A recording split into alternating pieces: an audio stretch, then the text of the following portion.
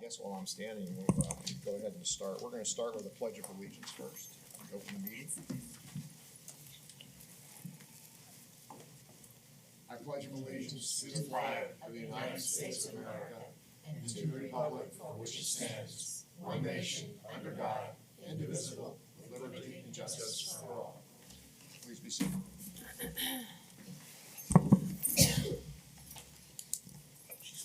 Change the order a little bit here because I really want to have a sort of a guidance of our purpose here and why we're here. So I thought I'd go back and read part of the mission statement and maybe make some comments, because I think the mission statement is our guiding force in terms of why we're here and what we, as a group, all the parties wish to accomplish. So the mission statement: to balance the needs of consumers and utilities while providing for a sustainable future by assuring that consumers have reliable, high-quality water and wastewater disposal at the lowest feasible price.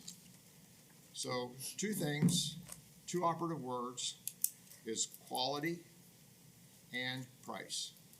Two operating words in that paragraph. The second thing is that assuring utilities have an opportunity to earn an adequate return on their prudent investments consistent with their quality of service.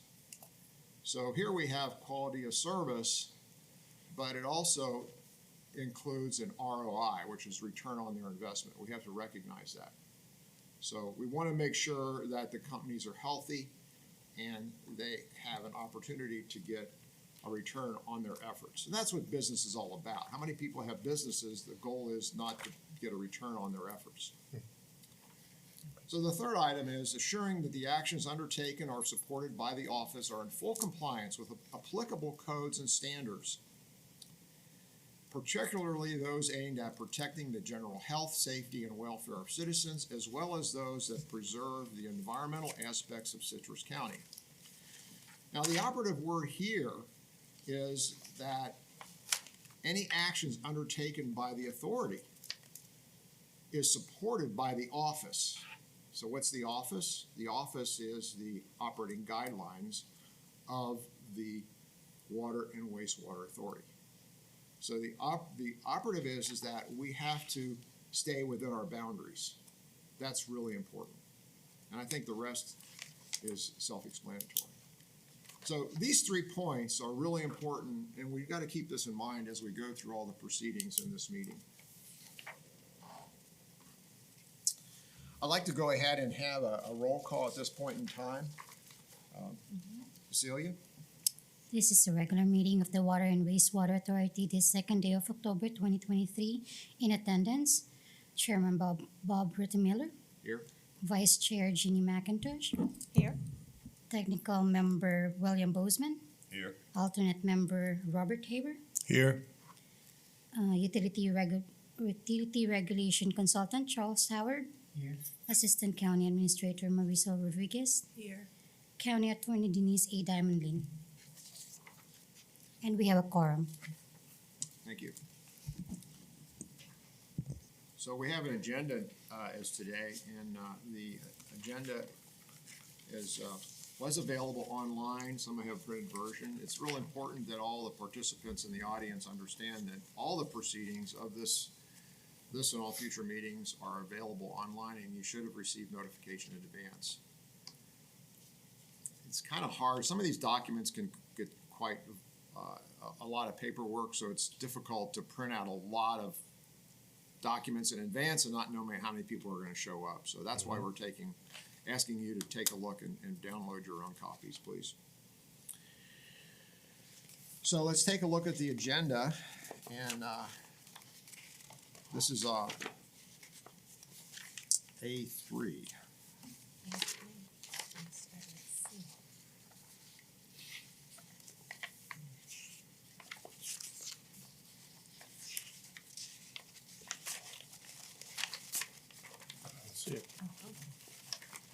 Well, I don't see an A3, sorry. But give it an A3? It's an A3. You got the C. It's just the opportunity for the board to accept or approve the agenda as it's been printed. but there's no paper for it. Oh, I thought, okay, I was looking for an A3, so, That's fine. excuse me. All right, so, can we have an approval of the agenda for today's meeting? Someone make a motion for that? I'll make a motion to approve. A second? I second it. Okay, all in favor, say aye. Aye. Opposed?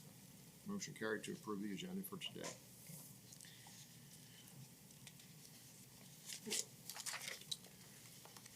So the next item we have is, this is a time open to the public. And I just want to remind anyone who'd like to make a statement at this point in time that specific issues that pertain to you, you'll have a second opportunity to say something. But if you have something that's not on your personal agenda or corporate agenda, now's your opportunity to say something. Does anyone would like to get up and say anything at this time? Okay, I'm gonna ask a second call. No? And third call. Okay, we're gonna close the time that's open to the public. The next item is C1 now. And this is the meeting minutes. And this is the minutes from the last meeting on 9/19, September 19th. And I'd like to just bring a few things to attention, and some of these are going to be brought up later on. Under Part B, there was a discussion about limiting the time to 3 minutes and 5 minutes. And at that point in time, and we're going to discuss it later, but I just want to make sure we don't feel that we're going to discuss that a little bit later on in terms of the actual final decision on that, hopefully. So that was item B.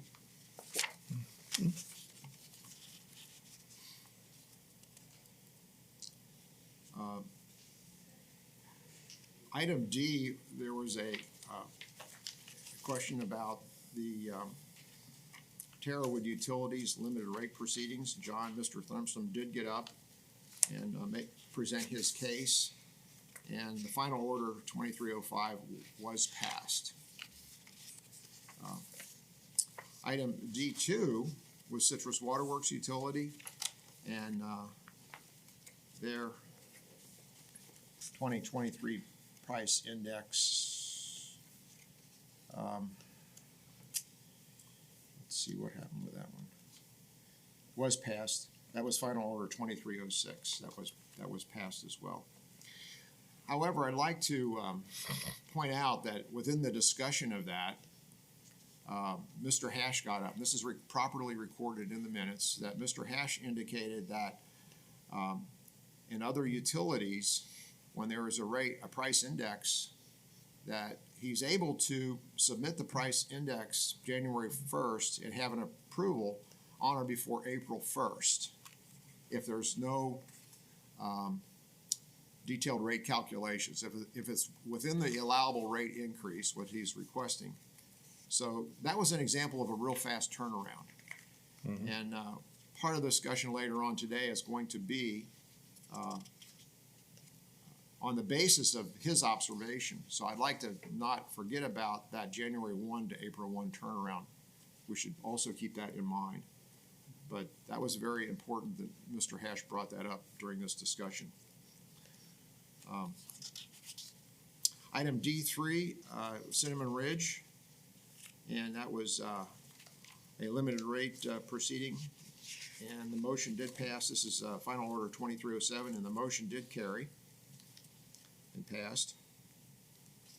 And then subsequent to that, item D4, we had the proposal for the monthly meetings, and those dates were approved for future meetings. And if you look at the next page, the next meeting after this is scheduled for November 6th at 1 p.m. So mark that in your calendar, please. Also on item E1, there is a note that there are some turnover in our members or directors of the Citrus County Water and Wastewater Authority. And we'll get a status report on that as well. So, is there any discussion about the minutes? I just made my comments. Anyone else have any comments? Just one, and you may have a quorum without me, but I will be out of state from November 3rd through the 15th. 15, Robert. Okay.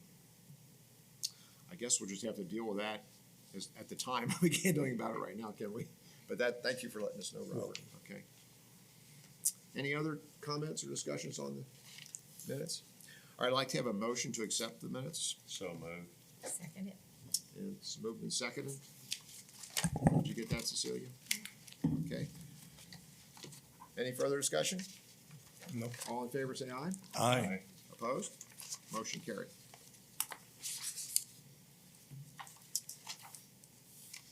Okay, we're gonna go on to item D. This is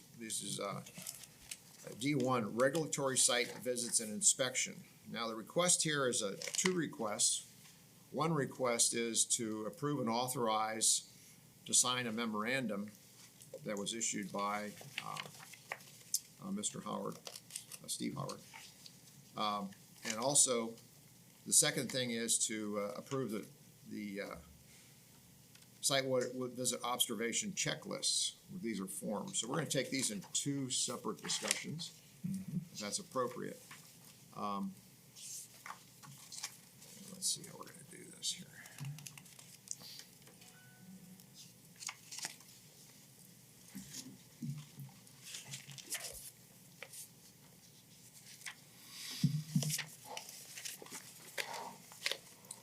It starts out with an overview of the fact that this office is currently responsible for regulating, regulation's a pretty strong word, but basically cooperating with the operation of the 13 systems belonging to 6 private for-profit owners for water and wastewater facilities. The Office of Utility Regulation's primary objective is assuring that customers are provided with safe, reliable, and quality service, and environmentally secure, complying with the plans, and this is important, the plans and rules and regulations of such agency as SWIFMUD, Southwest Florida Water Management District, and environmental protection. Now, it's important to think about these words because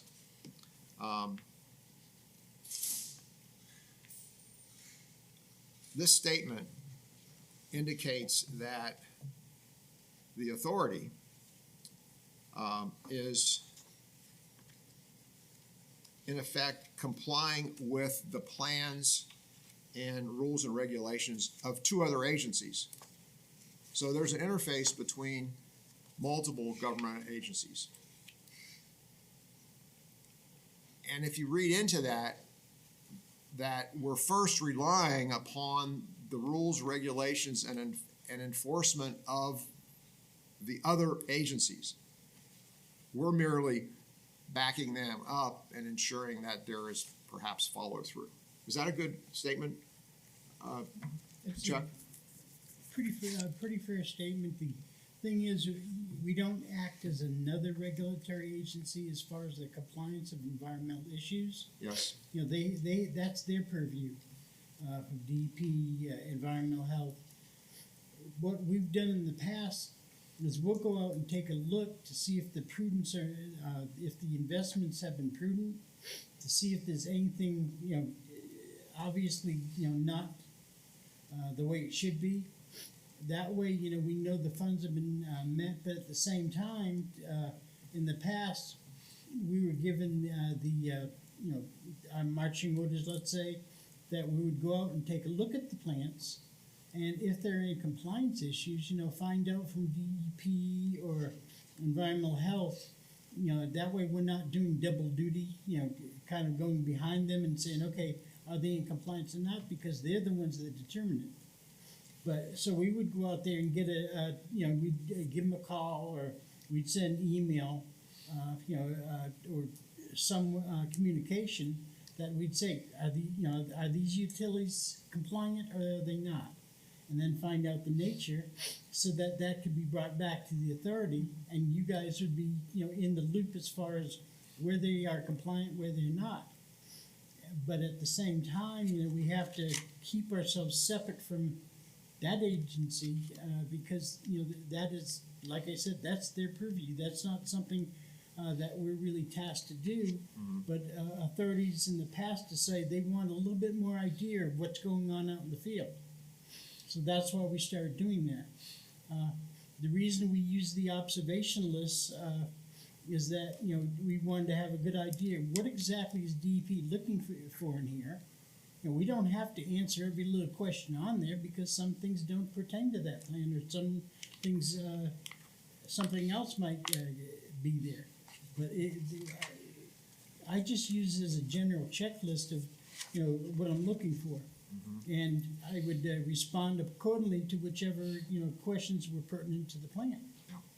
And that's what it was at the time.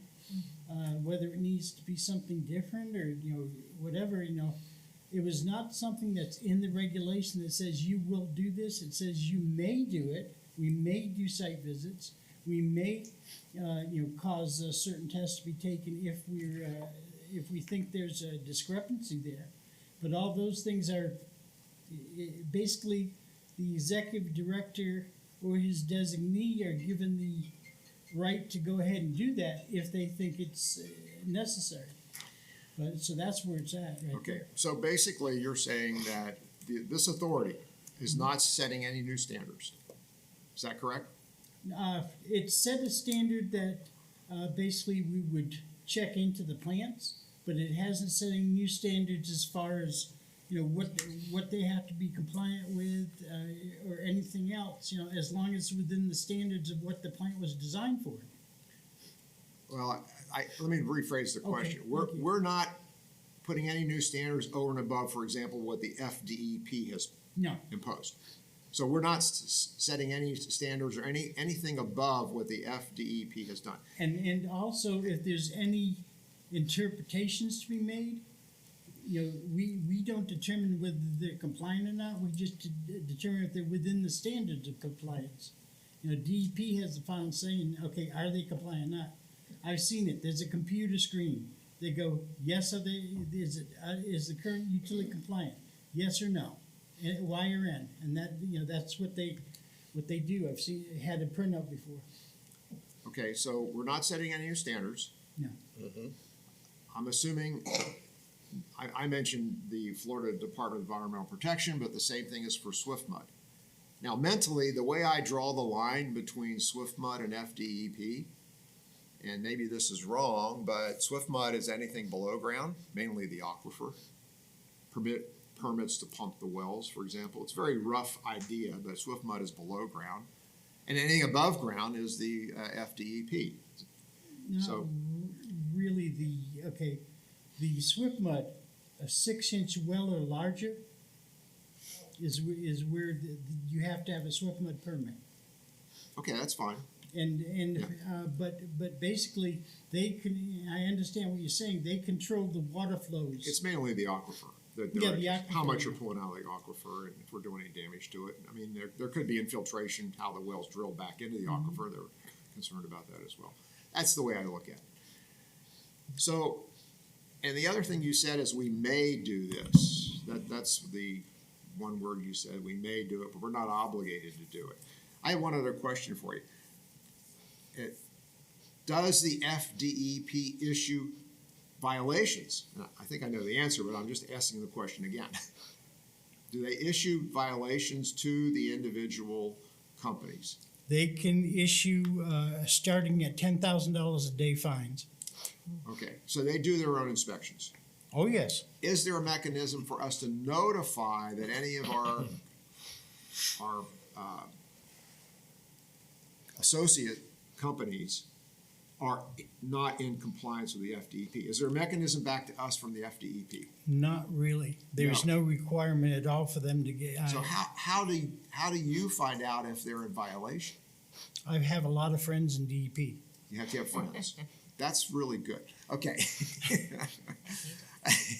Do you call Chuck up and say, we're in violation, come on over and inspect us? Okay, Yeah, it's like this, if you go in and start doing that, I really wouldn't know what the legal ramifications are, but you do put out there that, are you becoming an inspector for DEP? I don't believe that's within our purview. no, I don't think we should be an inspector for DEP, but if there is a violation, there should be a mechanism that we should somehow be informed. Okay, she would know. Okay, I worked Kim for Hash? I worked for DP almost 10 years in the Tampa office.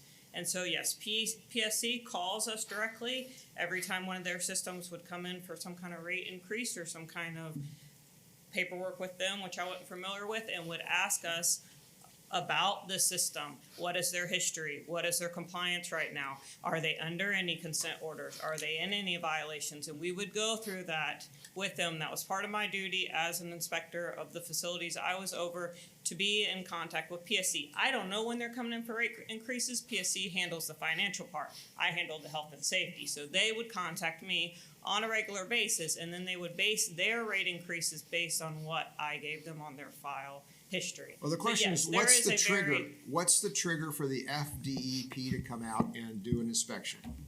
The trigger, I'm it's sorry, I'm very so- specific from. Is she speaking on behalf of DEP now? Because this No, is from my- completely out of From her order. experience. From my her experience, I worked there for 10 years and I But worked she's- here too. So, yes, from my experience, I can say exactly how the inspection routine is set up. It's explicitly set up by EPA that some are done every 3 years and some are done every 5 years, based on size and your water source and whether it's surface water. So, it's all rules that are on the internet. I'm not saying anything that, no, I don't represent DEP. Just stay there for a second. Okay, Chuck? in the packet for a limited rate proceeding, let's say, you have one sheet that they fill out and sign. Are they in compliance? Are they not in compliance? Okay. And an that- officer of the company signs to Okay, that. that's what we're looking for. And we would, when we look over that, it's a quick phone call.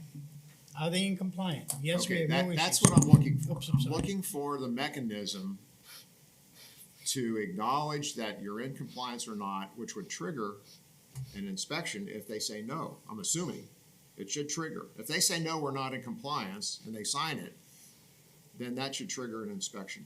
Well, that correct? By them, yes. By our authority, because they're going for a rate increase.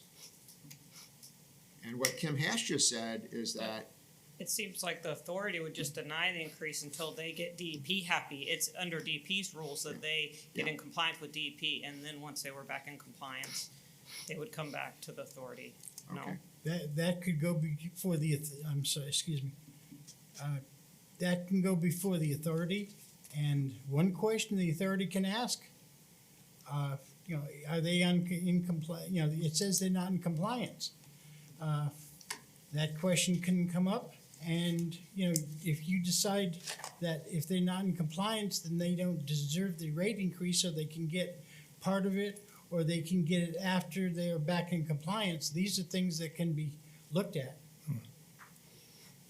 okay, I think that answered. I was looking for the trigger. I was looking for what is our mechanism, our meaning the board, to know that a company is out of compliance. Thank you, Kim. And whenever, Any final comments or Chuck on that? no, I put out everything I can think of. Okay. So we're just in the rate overview portion of this, but I do think it's important that, and we're gonna look at these forms a little bit later on and some of the other things, but I think that's answered some major questions in terms of why the authority would go out and perform an inspection. Okay?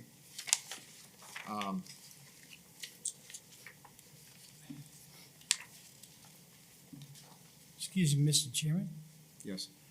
Also, if there are customer complaints, about conditions that they don't feel are right, we would go out and do inspection look at what we had to, and that's where that trigger in the ordinance says that we may go out there and inspect, and if necessary, take tests or whatever. You know, but we have to have a person well qualified to do that, so there's no, legal ramification on us. I would assume we would have to have somebody that's got the qualifications, so we don't take a hit on that later as well. Well, that's a good point, though, because whoever performs the inspections on behalf of the authority, whether it's an internal staff person or a consultant, that person should be fully qualified and certified to perform that inspection. Mhm. Do we have any standards for the qualifications of the person that goes out? I don't know. Chair? Just want to clarify, we're not doing inspection, we're observing. We're gathering data from Southwest and DEP.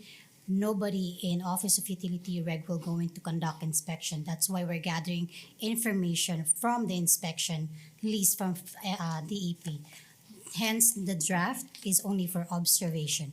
There's nobody going to do inspection. It's just an observation. Mr. Chair, if I might, this agenda item is simply asking the board to acknowledge the administrator's designation of who is authorized to do. It's in section 102-253 of the Citrus County Code of Ordinances, subsection C. It states, "The executive director or his designee may enter on any property used by any utility at any reasonable time to set up and to use thereon all necessary equipment to make investigations, inspections, examinations, and/or tests for the exercising of any power under this article as reasonable attempts to give notice to the utility." I mean, I'm not gonna read the whole thing, No, but basically, the authority has the right to enter onto the property to do investigations, inspections, and examinations, and the interim director, Steve Howard, is simply asking this board to acknowledge his designation of the two individuals over there to do those inspections. this That's the board- only, if I might finish, that's the only thing that this agenda item is asking you to do. I do think this board has the right to ask the qualifications of the person who is sent out. No, sir. We do not have the right to ask the No, sir. qualifications of the person. No, sir. Those are your two, those are the two staff members that are, excuse me, Mr. Howard is not a staff member. Those are the two individuals that the interim director is asking you to acknowledge that they're the ones that he has designated to go out. You have no authority in the designation of who's doing the inspections. And I would just refer you to 102-253 of the Citrus County Code.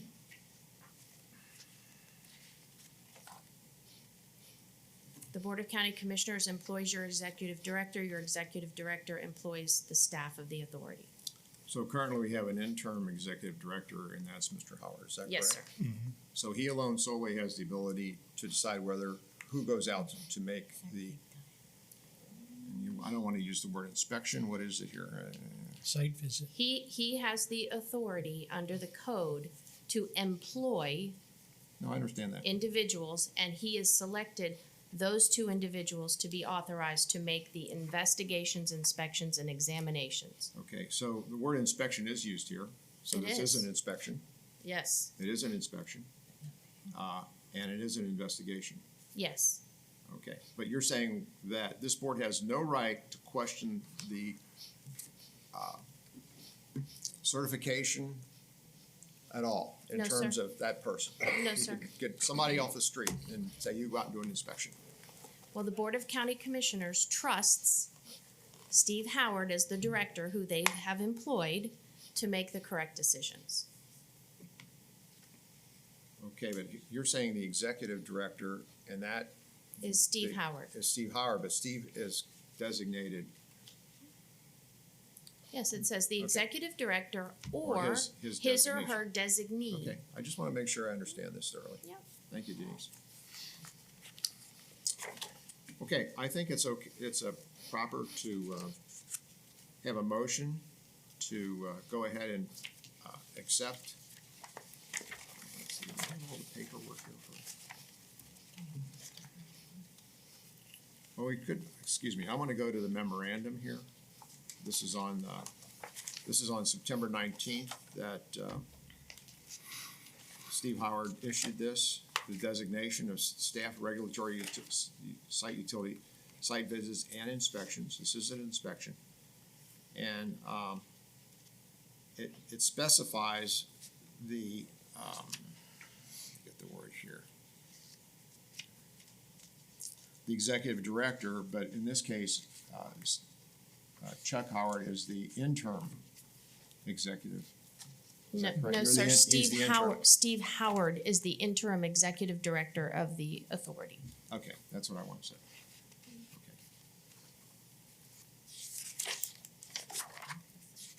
And then it goes on to, this memorandum attaches section 102-253 that Denise was speaking about.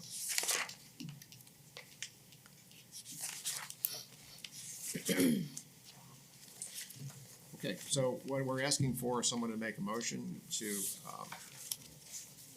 accept the first part of this section, and that is approve and authorize the chairman to sign a memorandum 2023-13, designation of staff for regulatory utility site visits and inspections. Can I have a motion? I will make that motion. Second. A second? Okay, any further discussion? Okay. Mr. Thurman? Thank you, Mr. Chairman. John Thrumpson, Terrawood Utilities. I'm kind of sensing that there's a bit of uncomfortableness with the designations that the administrator has put out there. And you do not have to accept who he's asking you to put on there. You can add one, two, both, or none of them if you so choose to. You're the authority. You have the power to either accept what he's asking you or deny what he's asking you. And if you feel as though that there's someone that he's designated that's not qualified, you do not have to accept that. You can modify your motion. You can deny it. However you choose to do it, because you're the authority, not Mr. Howard. I'd like to ask Denise to comment on that. I disagree with Mr. Thrumpston. On what basis, please? If he'll give me the basis in the code under which he's speaking, then I might be able to disagree about the provision of the code that I'm speaking about is 102-253 C. And also, Mr. Thrumpston is not a member of the bar. I'm your legal advisor, so. That's just lawyer jargon. I sat on the county commission for 5 years, or 4 years, and you guys have the authority to accept it or not. Nothing tells you that you have to do this. Nothing tells you that you have to accept his people or not accept them. You're the board. She's not. She's the lawyer. She's going to tell you what she wants you to hear. You have that authority to either accept it or not. Plain and simple. Under what code provision, John? He Where doesn't have to have a code. They're the board. They can accept any they have agenda to have- item. They have to have powers that are derived from law. They don't get to just make up their own powers. They can. You're telling me they can't vote this down? They cannot. Bullshit. Okay. That's like saying that anything that you guys put forward, they have no right to vote up or down.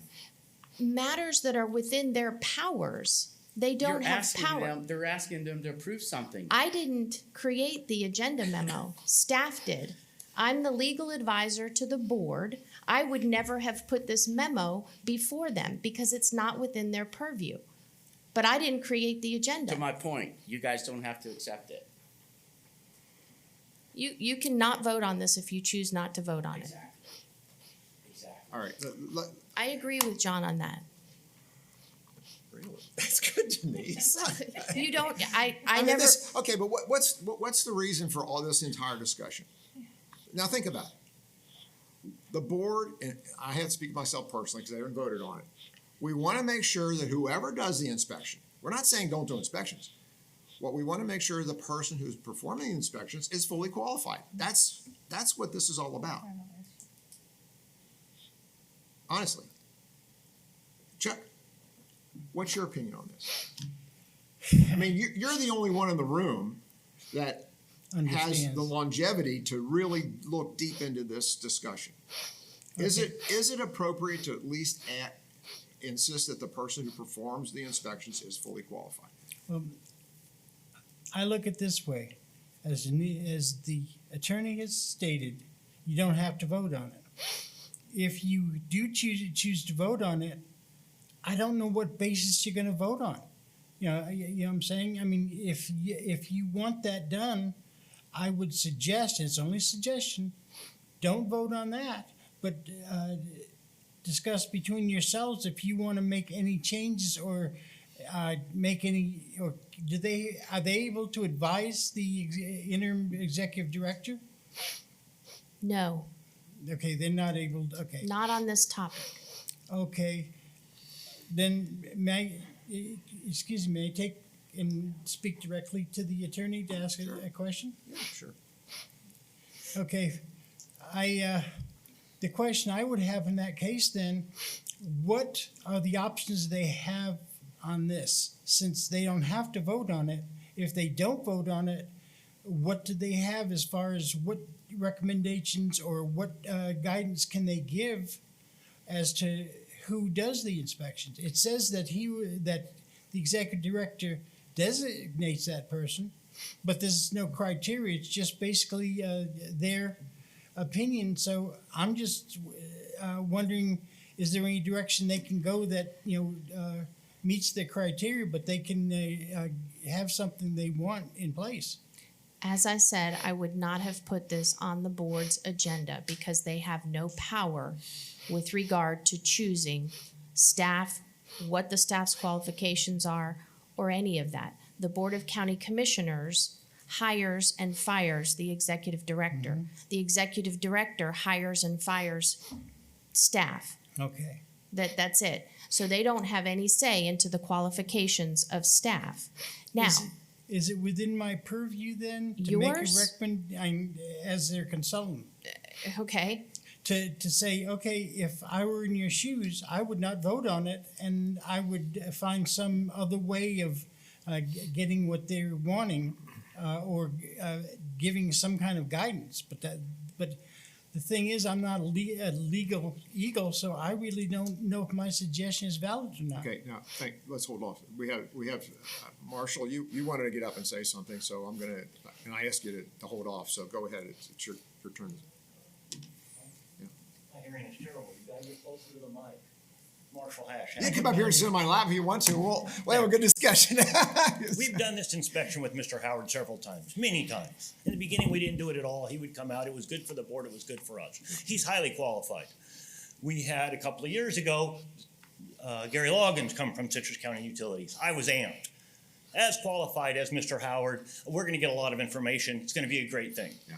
And they bring an unqualified staff member to badmouth us, to the health department, to DEP, to this board. They never apologized to anybody. They were wrong.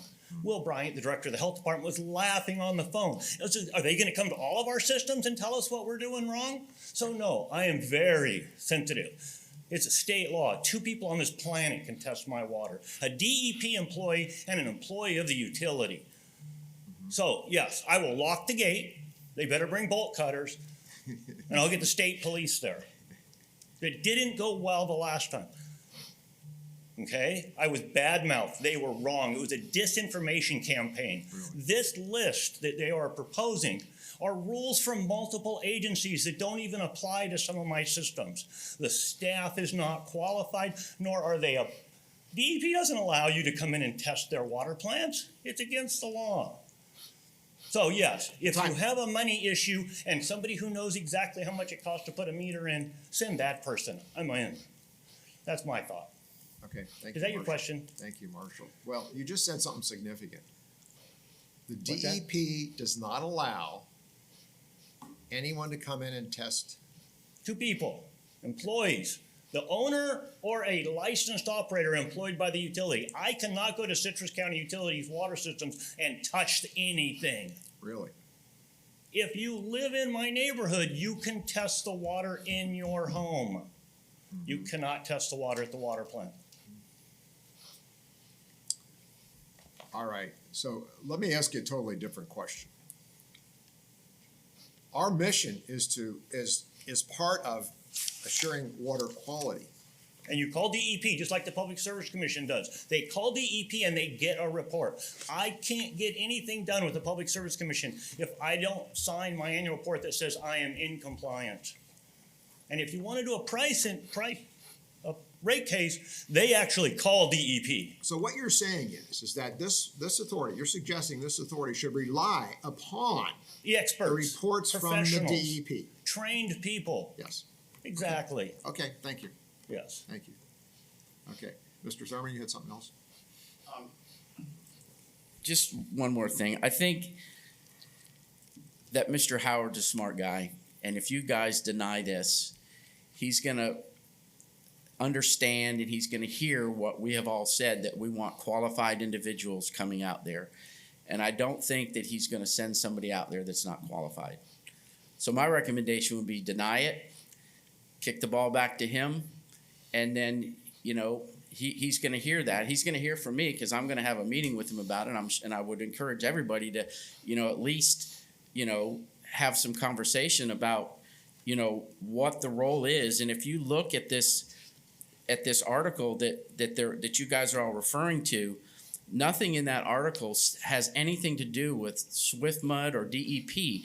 It refers to franchises, final orders, repairs, improvements, extensions, new construction, interconnections. That's what they're talking about when they're talking about in this article about inspecting things, things that we bring forward to you guys and that we've asked you to fund. If you have, hey, did they put a new water tank in? Did they put a new wellhead in? Those are the kinds of things that this article is telling you that you inspect, not water quality issues. That's just not even in the realm of what they're even talking about here. So it's either new construction or maintenance or expansion. Or something that we put in new that we've asked to be funded. Read the article. I was a policymaker for 4 years, and article means what's under that article, within that article. And if you read within that article, nothing in there says anything about DEP or SwiftMud. Yeah. It simply talks about these types of things. That's what you're going out there to inspect or to test. For instance, to test. Everybody says test. Well, they're assuming that means test the water. No, that means test the pump to make sure that there's a new pump put in, or test the blowers that were changed, or test the pressure switch that we just had funded. That's what they're referring to in the article, not DEP. Okay, and Mr. Howard? Okay, besides chemical testing, you have thermal testing, which is the heat of your couplings and in the windings of a motor. You have pressure testing, where you test in different parts of the system to find and isolate and repair a leak. All these kinds of testing, you can test the oil of a motor and find out if there's little metal filings or whatever in it. So, these are things to test the integrity of a system. Not necessarily the chemical test. It just says test. It doesn't say chemical tests or anything else. It just says tests. So that opens a large, vast number of testing that can be done to the system itself. So that's all I'm throwing out. Mr. Thompson brought up the good point of, okay, you've got, it says testing, but it doesn't define the testing. I'm just letting you know there's a lot of things out there besides, just chemical testing of the waters. So I just wanted to throw that out to be sure. I have a question for Mr. Howard. Mhm. And I worked for utilities for years, so I know your qualifications. Do you want the extra responsibility that comes with this as one of the designees? I would say yes or no. If it under my contract, whatever they task me to do, I have to do. Okay. If it's within the purview of the contract, which I assume this would be. Okay, Mr. Chairman, I would like to withdraw my motion to approve. Okay, I'm gonna ask Denise for some guidance on the procedure to undo this, so we do it properly. So there was a motion to approve it, and now Robert has withdrawn it. So what's the correct procedure to move forward? He withdrew his motion, so it's withdrawn. It's withdrawn altogether, even though it was seconded. I'm sure the second will agree to Second withdraw it. agree? Oh, I agreed 10 minutes ago. Okay, so the motion is withdrawn from the table, and that was item D1, and the motion failed. Or the- Well, there was no Not motion. failed, there was no motion at all. So we're going to drop item D1. Well, you need to take some kind of action on D1. Could I make a motion? You tell me if it's suitable. Yes, sir. I would make a motion that we send the issue back to staff to be reviewed and bring it back at a later date. Okay, do we have a second to that? I do. Okay, any further discussion? Bring it back to staff for further review? Okay, all in favor say aye. Aye. Opposed? There's the motion on item D1 to send it back to staff for further review. So item E is the outstanding authorities list. Update the outstanding authorities list. Item E.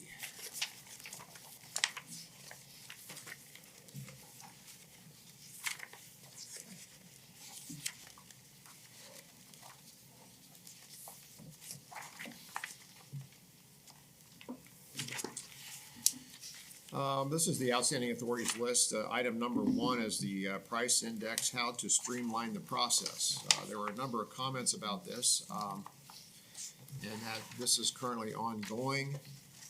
There's a comment that in September 21, they started the research. I guess this was Mr. Howard. Chuck, you went back and passed meetings and passed final orders. Can you give us a status on that? Okay, I've looked through and I've found that, yes, there are ways to speed up the process and streamline some of these proceedings, such as you've got 60 and 90 days in 2 of the proceedings. If you you only take about 10, 15 business days, and then send back a response for any additional information, or to go to the next step. You know, this is how, you know, it's been done in the past at times, and it's sped it up quite a bit.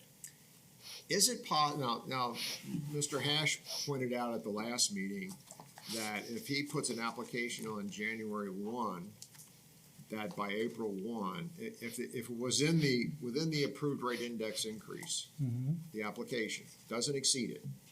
If he puts the application on January 1, by April 1, it was automatically approved? If there is no response back after 90 days, it's basically tacitly consented. You know, if there's no response back, it's automatically accepted by the PSC rules.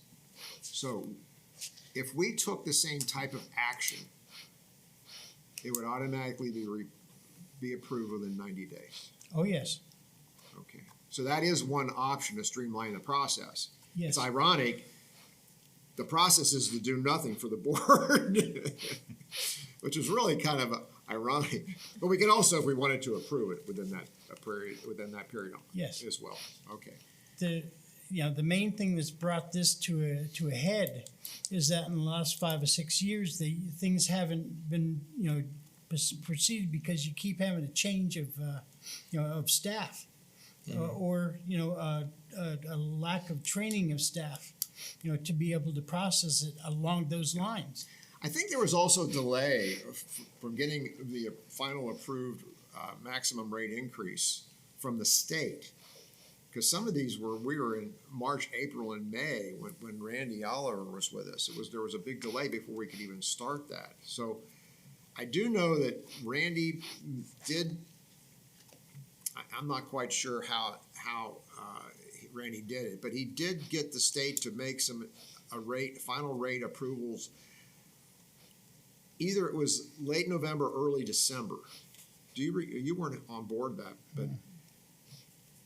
I'm also sensitive to the fact that when we get the approved rate by the state in order to proceed. If we roll into April and May, which we did for a couple of years there, it doesn't help. There have been times, in response, but there have been times that we had not gotten a leverage formula determination till late in the year. You know, there've been times like around August, September. Yeah. You know, we'd be sometimes as late as November. We'd be seeing it, but it was clogged up at the Tallahassee level because that's what we work off of.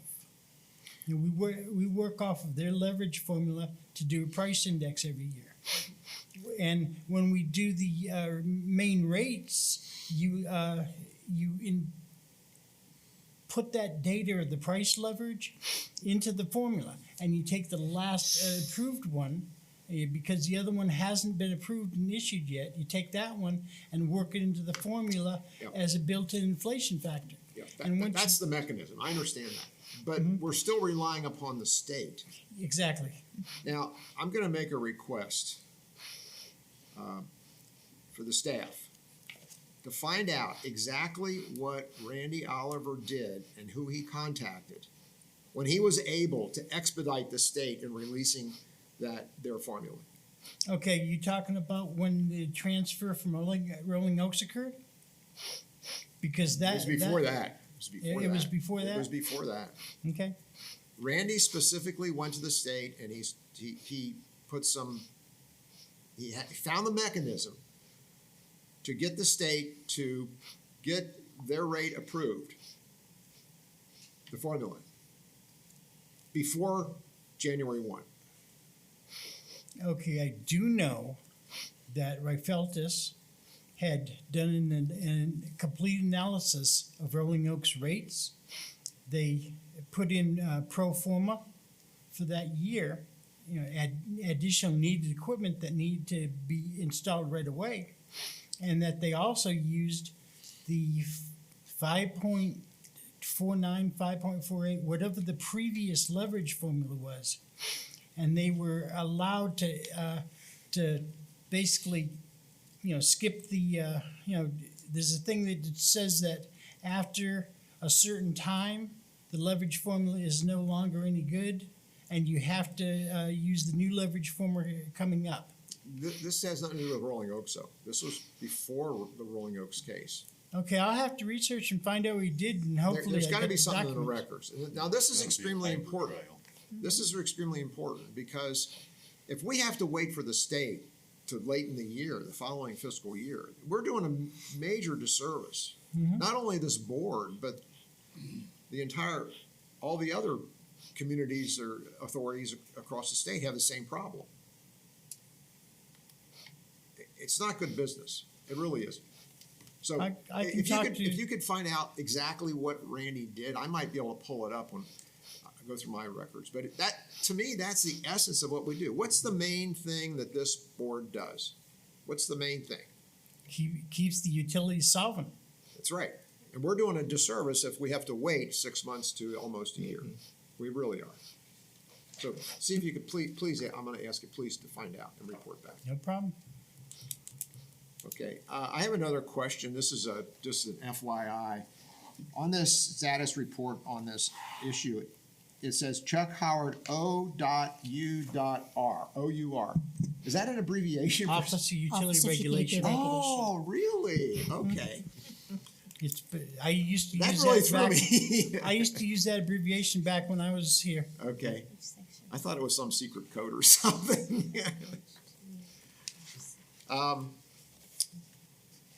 We had some other issues about the 5-minute turnaround, or the 3-minute and 5-minute discussion, and it was gonna go to legal. Any progress on that? I don't know, I haven't heard anything on that yet. I was advised to remove it in the agenda. Who told you to remove it? I did. So we're no longer gonna pay attention to it, and we're gonna proceed as we have in this meeting? As long as you're able to control the timing of the audience and things don't get out of hand, I think I will leave that up to you, Chair.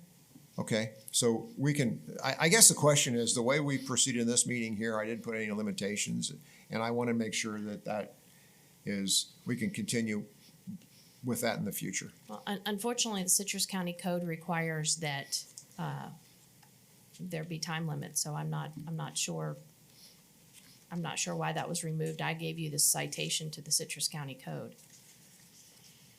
So, Well, it's very difficult to do business with these companies if they don't have a chance to explain their positions. This is a lot different than the BOCC meeting. I can understand why the BOCC would want 3 and 5 minutes because of the total number of people, but this is a different type of organization. I understand that, but unfortunately, the law is the law. We don't all have to like the law. We oftentimes don't like the law, but that's what it is, and we don't get to vary from it. I'm sorry.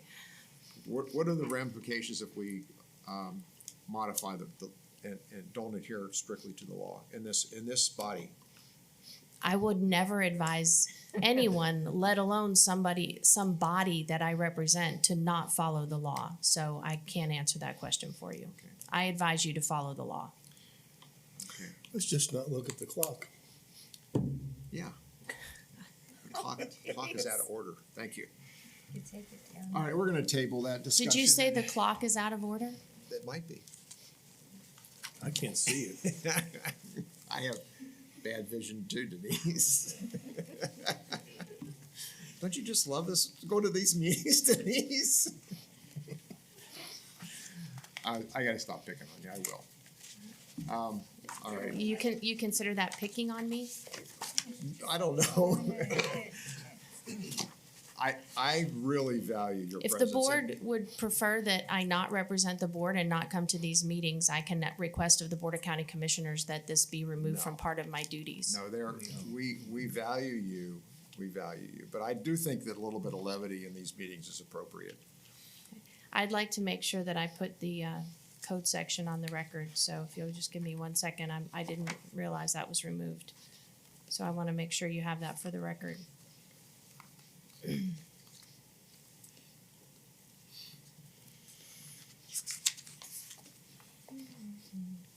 It's under public participation at meetings, and it's codes, Citrus County Code Section 2-49.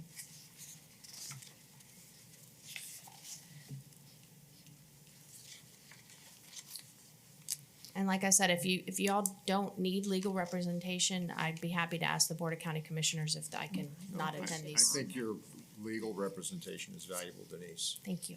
Yeah.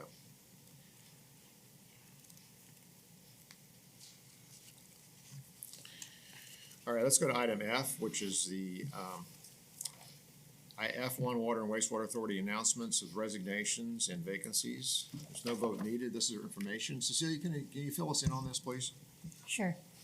The deadline for the vacancies ended on September 22nd. The Office of Utility Regulation received a total of 5 applications. The nomination appointments of the 3 vacancies, which is the technical member, lay member, and alternate member, will gonna be occur on October 24 Board of County Commissioner regular meeting. For the technical and lay member, their term will gonna expire on January 31st, 2027. For the alternate member, the term will expire on January 31st, 2024. Item B, the Office of Utility Regulation received a resignation letter from Mr. William Rees on September 8, 2023. His term is not gonna expire not until January 31st, 2026. The vacancy and taking of application term will be occurring on October 10th Board of County Commissioner regular meeting.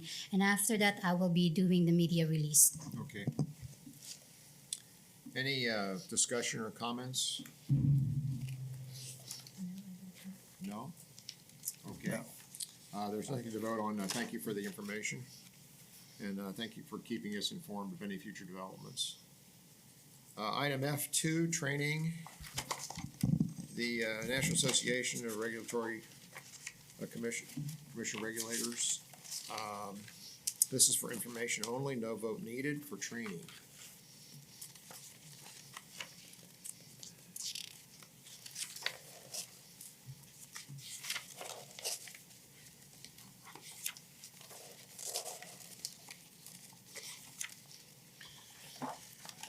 So the executive assistant, Cecilia, will be attending the NARUC rate school October 15th to 20th.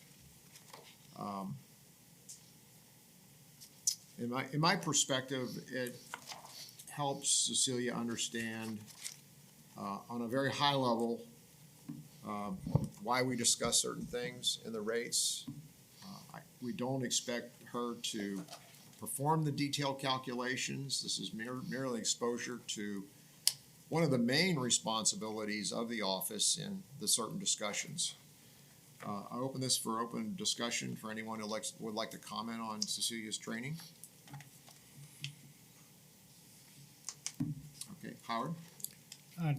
That was part of my, I also recommend that as well, because she's gonna be dealing directly with all the rate cases that come to the office.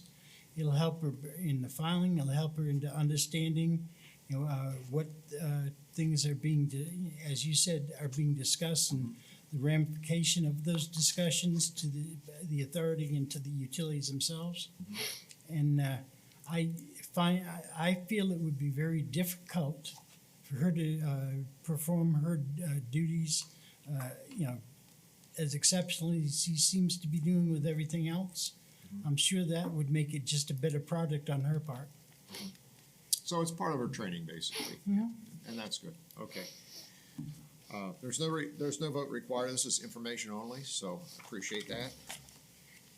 And Cecilia, when you get back, let us know your observations, and it's gonna be overwhelming. You might have a headache yet for a couple weeks after.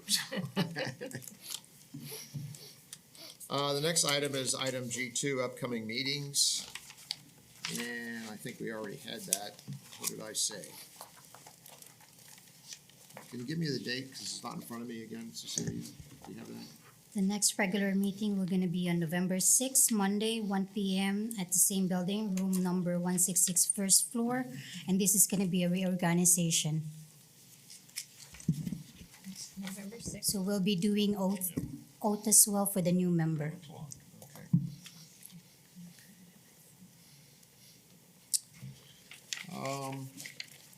I would like to have an item added to the agenda, at this point in time, any new business. And that would be open to the public to bring up any new business as well. It's not necessarily something we're gonna vote on, but it's just an FYI of things that could be considered for the next agenda.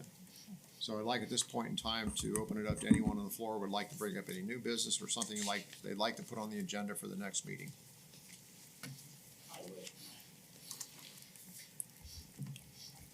For the record, John Thrumpson, Terwood Utilities. As a utility owner, I'm a little confused. We've had a lot of discussion here today about different things, and I'm a little confused at whose responsibility are certain things. What are people's job descriptions? What is Cecilia supposed to do? What is Chuck supposed to do? where is everybody's lanes at here? Because there's certain things that come before us that I don't really sometimes even know who to call and ask. And I know in the past that when the authority and Mr. Howard were here, he had an assistant and her name was Amy. And I know Amy had a job description and Chuck had a job description as the executive director. Now we have Mr. Howard as the executive director. We have Chuck as a consultant. Like, do I go to the executive director? Do I go to Chuck? Who do I go to? Cecilia, for what is everybody's role as we move forward? I would like to know that as a utility owner. I mean, what are the descriptions? I mean, God forbid something happened to Chuck or Cecilia and we have to replace those, or your folks have to replace those. What are those duties? What are they outlined? I'd like to know that. So stay there for a second, please. Chuck, is there a job description for the different positions? Or Cecilia, actually, both of you, is there actually a detailed job description? They've redone the job description once. I think that became like a utilities rig manager. But I didn't, I looked it over and it had made some changes, but not anything really sufficient.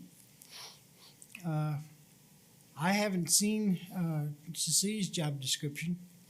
I haven't gotten any complete direction as to what, okay, basically it's train Cecilia in what she needs to know, put together some SOPs for the office, catch up all the rate proceedings, and, you know, basically get everything on a flowing, functioning status. And that, you know, as far as the actual detail itself, things are in my contract that say, okay, you will do all these, but also it can be extended or amended if something comes up. So, you know, and I tried to make it as simple as possible, put everything into, like, here's a 1 hourly fee. It covers my mileage, it covers my, you know, printing, it covers everything, to make it as simple as possible so that we can have a smooth transition. You know, myself, I had talked, you know, Steve called me the other day, you know, before he got involved, whatever he's getting involved in. And he said, well, you know, he basically said, start thinking about what the job descriptions might be and see if they need to be amended. Good. So I started on that the other day. Good. But I haven't really, you know, done anything because I need to see what the current versions are, what needs to be done, and maybe look at that and then present it to, you know, Marcel or Steve and say, okay, what do you think? And then start the document, you know, being reviewed. But that's as far I've gotten on it. Okay. Cecilia, do you have a detailed job description? Yeah, just to make it clear and simple, I am hired by the interim executive director, which is Steve Howard. I report to Steve Howard, and I follow whatever they want me to do with the Office of Utility Regulation. I work for the Office of Utility Regulation, so all requests will gonna come to me via email, via phone call. And Chuck is my consultant, and per the decision or discretion of the interim executive director, I may or may go to Chuck for consultancy. And Chuck is correct, he is helping me to create the SOP and training me. But that is the outline. But that's an outline. That is the outline, is there because a that's what detailed- Mr. John asked me. Where does he go? Okay, but is there a detailed description of what you're? Chair, there is a detailed description There of is? her job description, Okay. yes. I think it would be appropriate, and I know maybe it's still a work in progress, but I think it would be beneficial for all of the members of the authority to understand the job descriptions. And also, it would be appropriate, since this is a public organization, to let our constituents, for example, Mr. Thurman, understand the job descriptions as well. John, do you have anything else to say? No, I just can feel some dissension amongst everyone because there's certain things that are not important right now. But I think that if we knew where everybody's lane was at, it would put some of those things to rest. I think a little bit of this is growing pains. Yes, it You know, is. I don't know about dissension, is a pretty strong word. Well, You know, I think we're just going through some growing, off the cuff, reorganization and growing. that was off the pains. cuff. That's the only word that came to my mind. But I think moving forward, yes, we're going to have growing pains. Yes, we're going to go through all these things. But I also think that if we and staff and everyone knows what those are, everything is much more palatable. Okay, good. Thank you, John. Anyone else? Any I new would- business? Chair, if I would Yes. may, the intent is for Mr. Howard, Steve Howard, to hire an executive director. Right now, he is the interim, Yeah. which is probably why he had those conversations with you, Chuck. But we do have a job description for the Yes. executive director and the assistant as well. Yeah, okay. Okay. Thanks, great. Marcel. Okay, well, if there's nothing else, then I'd like to call for a motion to adjourn the meeting. So move. Second? Second. Okay, all in favor? Aye. Opposed? Okay. Thank everyone for your participation. Thank you for your input. We really value it. And we'll see you in November.